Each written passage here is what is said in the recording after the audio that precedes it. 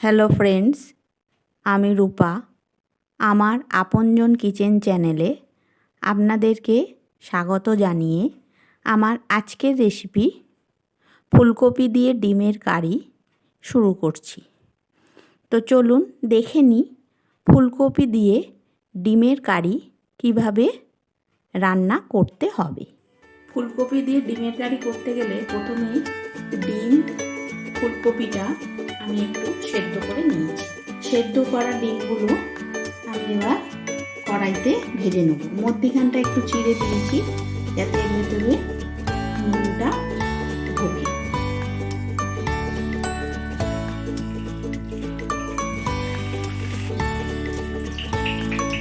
ডিমের ওপরে দিয়ে দেবো নুন আর অল্প হলুদ দিয়ে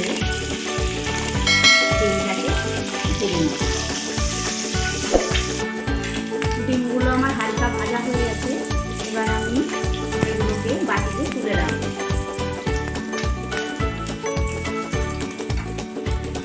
এই তেলের মধ্যেই আমি কপিগুলোকে একটু ভেজে নেব। কপিগুলো আমি হালকা ভেজে নিয়েছি।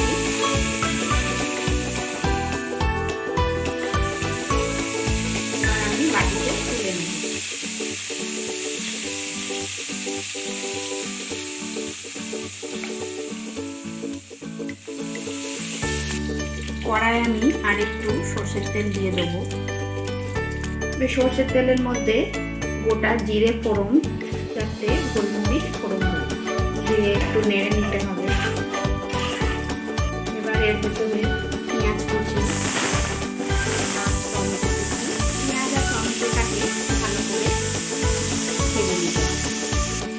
আমার পেঁয়াজটা ভাজা ভাজা হয়ে গেছে। এবার আমি এখানে হাফ বাটি জল দিয়ে একটা পেস্ট বানিয়ে নেব। প্রথমে হলুদ গুঁড়ো, জিরে গুঁড়ো, ধনে গুঁড়ো, লঙ্কা গুঁড়ো দিয়ে ভালো করে নেড়ে নিতে হবে। এবার আমি পেস্টটা এর ভেতরে দিয়ে দেব। এবার মশলাটা ফুটে উঠলে এর ভেতরে দিয়ে দেবো আদা রসুন পেস্ট আর 2 চামচ পেঁয়াজ বাটা দিয়ে আবার মশলাটা ভালো করে কষিয়ে নিতে হবে যতক্ষণ না তেল থেকে মশলাটা ছেড়ে আসে। মশলাটা কষা হয়ে যাচ্ছে। এবার আমি এর ভেতরে টমেটো পিউরি, নুন আর অল্প চিনি দিয়ে আর একটু কষিয়ে নিতে হবে মশলাগুলো। মশলাটা আমার ভালোভাবে কষা হয়ে গেছে। দেখুন তেল থেকে মশলাটা ছেড়ে এসছে। এবার আমি এর ভেতর দিয়ে দেবো হালকা করে ভেজে রাখা কপিগুলো।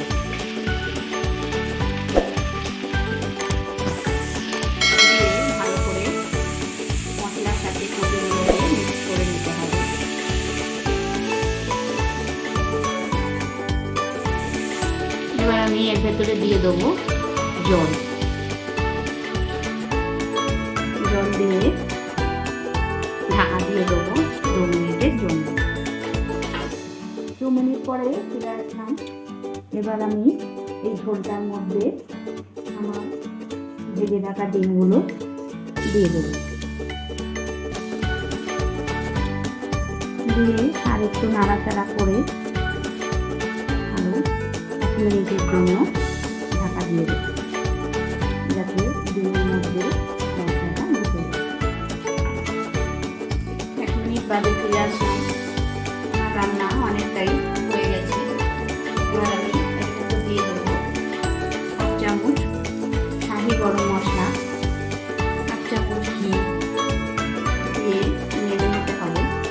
এবার আমি হাতে একটু কসুরি মেথি ভালো করে ডলে নিয়ে এর ভেতরে দিয়ে দেবো। গ্যাস বন্ধ করে দেবো। আমার আজকে রান্না হয়ে গেছে, ঠান্ডা হলে সার্ভ। আমার আজকের রেসিপি ফুলকপি দিয়ে ডিমের কারি কমপ্লিট হয়ে গেছে, আমি সার্ভ করে দিয়েছি। ভিডিওটা যদি ভালো লেগে থাকে তবে বন্ধুদের মধ্যে শেয়ার করে দেবেন, আর নতুন দর্শক হলে চ্যানেলটিকে সাবস্ক্রাইব করে নিচে থাকা বেল আইকনটি প্রেস করবেন রান্না সংক্রান্ত লেটেস্ট ভিডিও পাওয়ার জন্য। আজকের মতো এখানেই শেষ করলাম, ফিরে আসবো আবার একটা নতুন রেসিপি নিয়ে। ততক্ষণের জন্য goodbye and thank you.